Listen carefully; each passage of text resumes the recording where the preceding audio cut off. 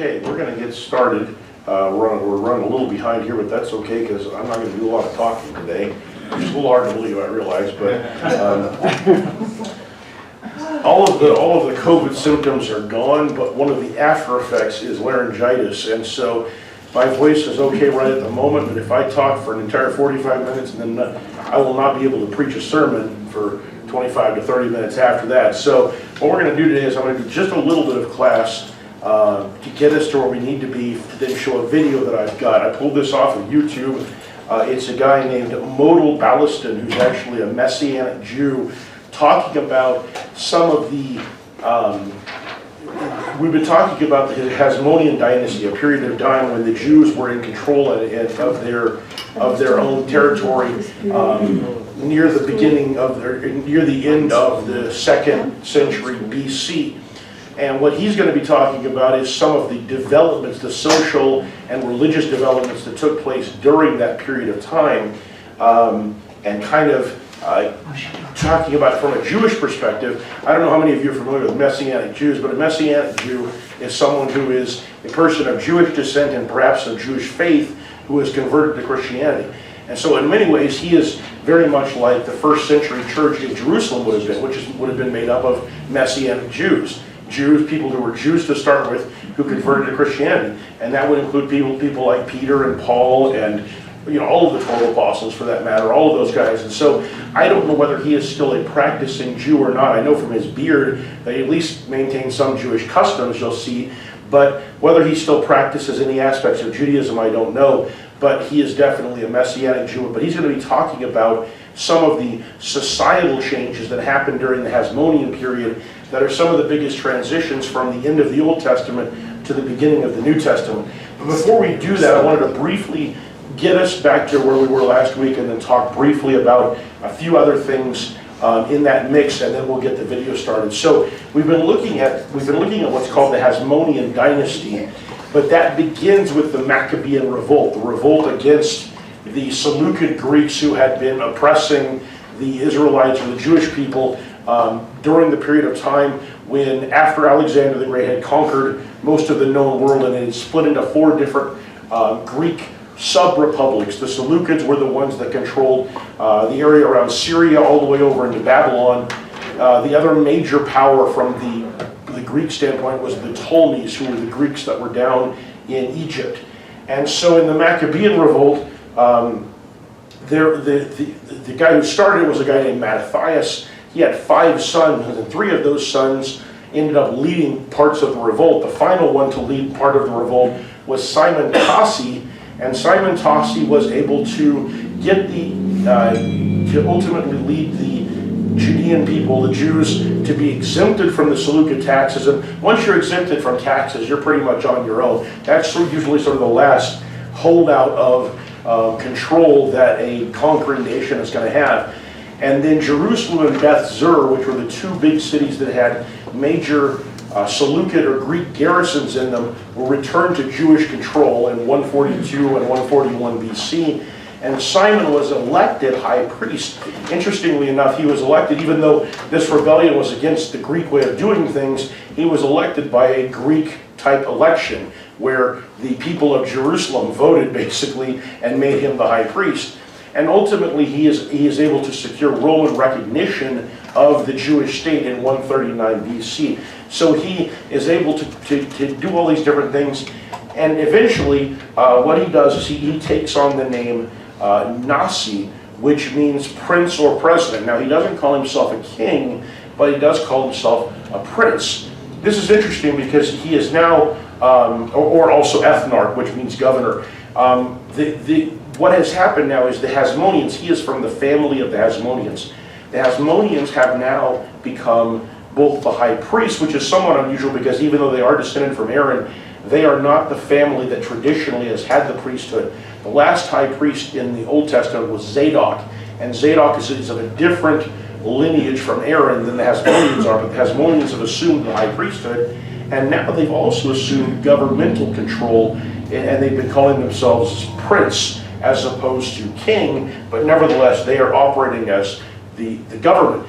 And of course that's interesting because the actual kingship of Israel was historically from the line of David, and they are definitely not from the line of David. So you've got a situation where some of the more conservative Jews are not really happy about either of these things, but they're happier about the situation as it is right now than they were under the Greeks. So things are kind of in a place of equilibrium, or whatever you want to call it. So this is the territory of the Jews under Jonathan Apphus, who was the previous member of the Maccabeans to rule, was this area here. The green was what was controlled before he took over. The purple is what he added to it. Simon Tassi is able to further expand the territory, not a lot, but a little bit, to control a little bit more of the territory. But unfortunately, he is only prince for a little while, because in the process of trying to ally himself with one of the Seleucid governors of the region, he goes there, and the governor is actually his son-in-law. He goes there along with two of his sons, and they're all assassinated by that guy. So they end up getting killed, and that is the last of the five Maccabean brothers. All of them have now been killed, which brings on the hurricane.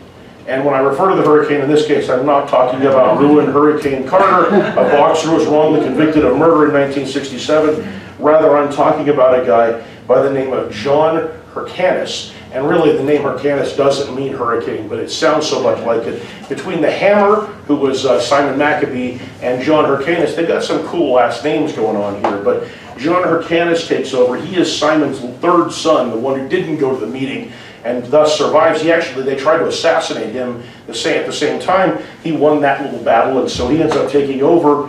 And eventually, when he first takes over, doesn't really go all that well.